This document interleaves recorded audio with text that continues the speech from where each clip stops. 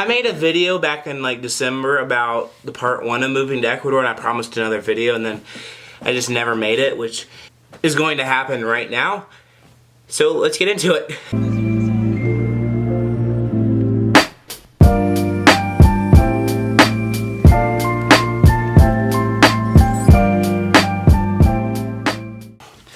So that video covered the drive down from Montana to Georgia/Florida, and after that we stayed with our grandparents for a few weeks and had some fun, went to the beach, stuff like that, like a lot of fun Christmas breaky type stuff. So like that was from December 20th to like January 20th, and my dad and I flew out on January 20th.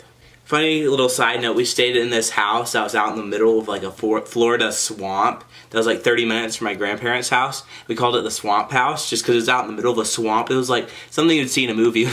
It was kind of, I got freaked out by it a little bit, but it was a nice house. It was really cool because it had a view of like a river nearby. We were very blessed to be able to stay there. So the plan was for us to drive from Jacksonville down to Orlando, and then my dad and I are going to fly from Orlando to Quito, and then my mom and sister and brother were going to follow a few days later. And we got there late in the night, and it was kind of cool because we got on the vehicle that was taking us from the airport to the school, which is, we were staying in the school dorm the first night since my dad was going to work for the school.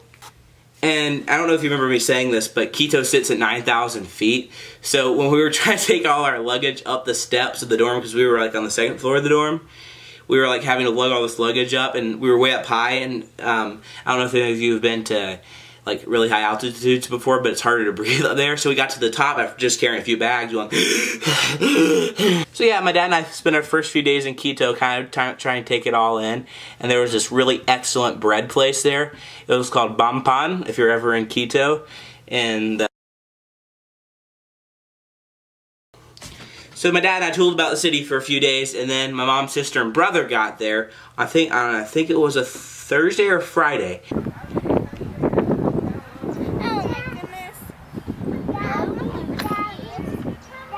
Okay, let's go, guys. Let's go see the paddle boats. And that Saturday, we decided to go up on Pichincha. And what you do is you drive up to a parking lot, and at the parking lot, there's this thing called the teleferico, which is like cable cars that take you from the base up to the top. Here we are about to get on the teleferico. Right here, it goes up to about 14,000 feet.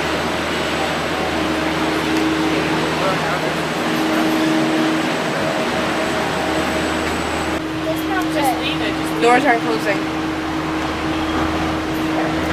Okay, here we go up to 14,000. Doors just closed. We're gonna ride, yeah! We're going on the air train. What do you think neat? Oh my goodness. Oh, this is cool. Here we go. Here we go, going up. It's like someone like there'd be an earthquake right now. The Bienvenidos. Sweet, bit, sweet, mama, sweet, bit, sweet, mama, sweet, bit, sweet, mama.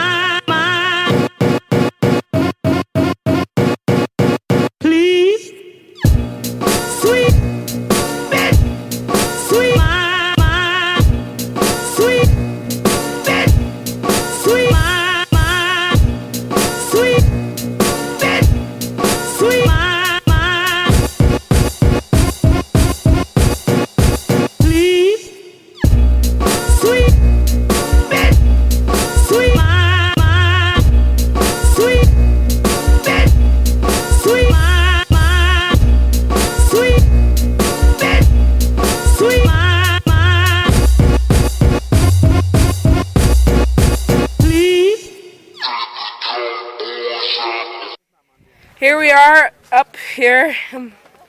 Here's the little area we're in. There's the peak up there.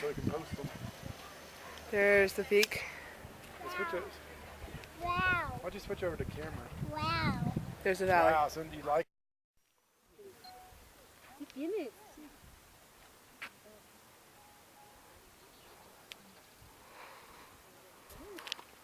There's a canyon. We're up really high. There's the peak. Wow. We have a cloud blowing into the valley.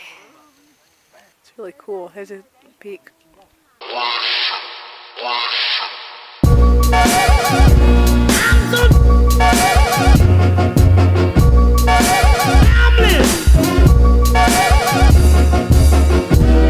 I didn't mean no, darling.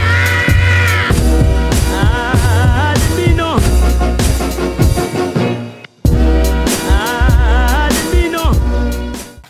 Like, you had no idea how huge this made Quito seem. I could not even see the most southerly part of Quito. It just went on forever. And up there was about 14,000 feet. And due to the lack of oxygen, it was very difficult to breathe, especially if you were to have a cold. Now, this is important. While flying down to Ecuador, my brother picked up a cold in the airport, which airports are notorious for. And he still went up there. We didn't think anything was up. I mean, it was just a little cold, right?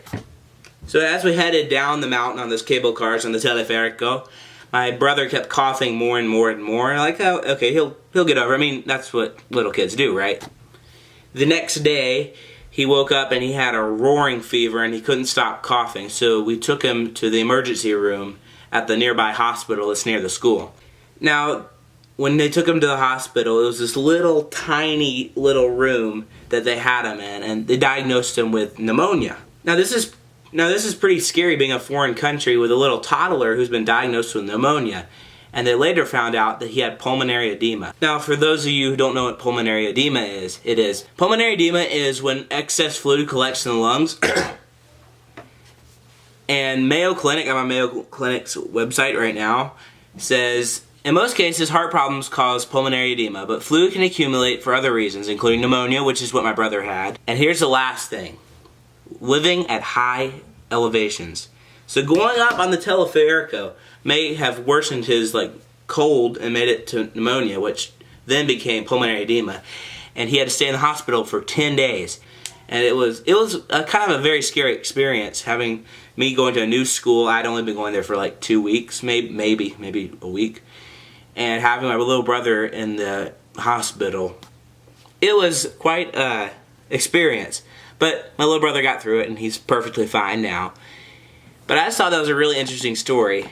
And I hope that maybe you would enjoy it. I did get one request in the comments of the original video to do a second part to this. And I really wanted to do that anyway. So I hope you've enjoyed it. And see you in the next one. Bye.